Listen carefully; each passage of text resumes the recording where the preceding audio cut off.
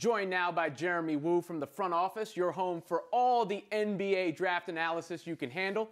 And this week, we're going to go through some of the returning players who are noteworthy, but may need to do some things to improve their draft stock just a little bit. Who's up first? Absolutely. Well, first, Miles Bridges from Michigan State, I think is a player a lot of people were excited to see coming into the season. He's definitely a college star, but he has some work to do at the next level. First and foremost, he really needs to improve putting the ball on the ground. In transition, he's such a good athlete. He's able to get easy baskets and get out in the run. But in the half court, when you're breaking out on defense, it's a different skill, really. So, Bridges is a guy who I think has definitely top 10 potential. And I think he's a good bet to be productive because he plays hard and he's such a, bouncy athlete.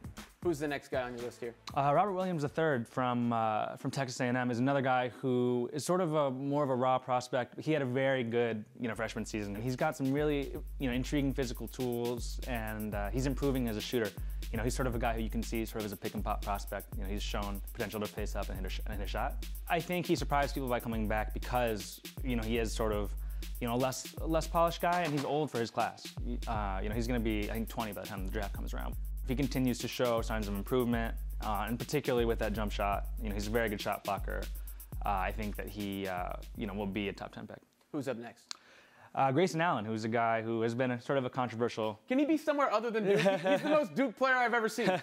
Yeah, he's been sort of a controversial guy over the course of his career, but I think when you sort of cut through that noise, he's such a promising shooter, and he's already started to answer some of those questions about whether or not he can make those shots at a high level. I think he's sort of starting to prove that. But for him, I think people want to see him sort of keep it together on the court. I think he needs to just prove that, he can be more of a, maybe a playmaker in transition. He needs to improve on the defensive end. We've probably nitpicked him as much as we can at this point.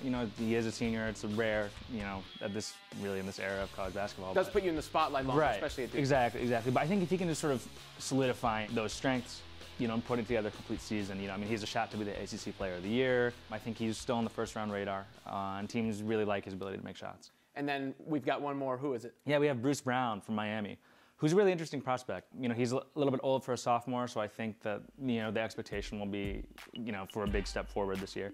He needs to show that he can play point guard full-time. He's more of a combo, not really a natural point in the traditional sense. Scouts love his night-to-night competitiveness. He's very fiery, plays really hard. Makes an impact on the defensive end.